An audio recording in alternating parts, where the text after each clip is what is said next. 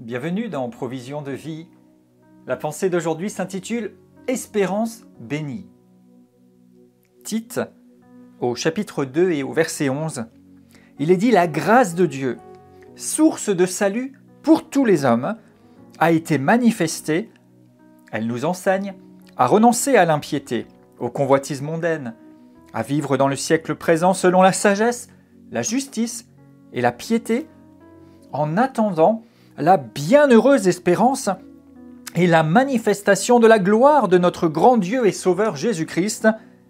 Il s'est donné lui-même pour nous, afin de nous racheter de toute iniquité, de se faire un peuple qui lui appartienne, purifié par lui et zélé pour les bonnes œuvres. »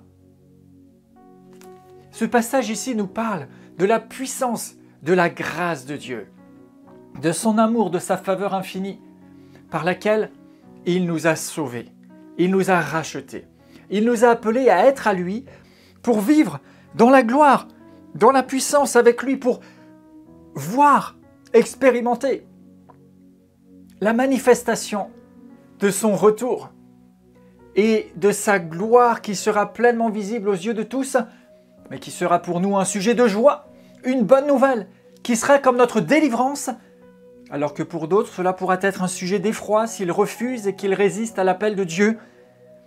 Et il est question ici de cette bienheureuse espérance, ou de cette espérance bénie. Le discours d'un croyant, la parole de Dieu et ce que la Bible nous apporte, ce n'est pas un livre de morale, ce n'est pas un ensemble de choses que nous devons faire ou que nous ne devons pas faire comme une fin en soi, comme essayant de se rendre meilleur. Mais en fait, il est dit que c'est Jésus qui s'est donné lui-même pour faire de nous un peuple qui soit à lui. Il n'est pas dit purifié par soi-même, mais il est dit purifié par lui et zélé pour les bonnes œuvres.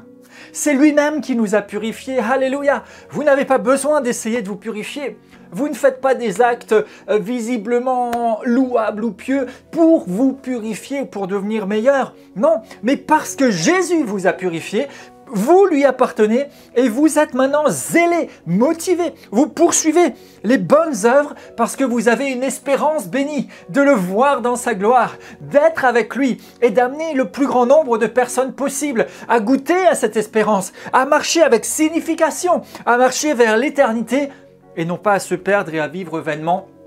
Alors non, ce n'est pas une religion de faire, ne pas faire pour devenir soi-même meilleur, mais parce qu'il nous a rendus purs, nous sommes zélés pour de bonnes œuvres et nous avons une espérance bénie. Rappelez-vous, vous ne faites pas les choses juste comme ça, mais il y a une espérance bénie. Et je prie dans le nom de Jésus que vous en soyez participants et que vous ameniez le maximum de personnes autour de vous à prendre part et à porter ensemble cette espérance bénie qui ne sera pas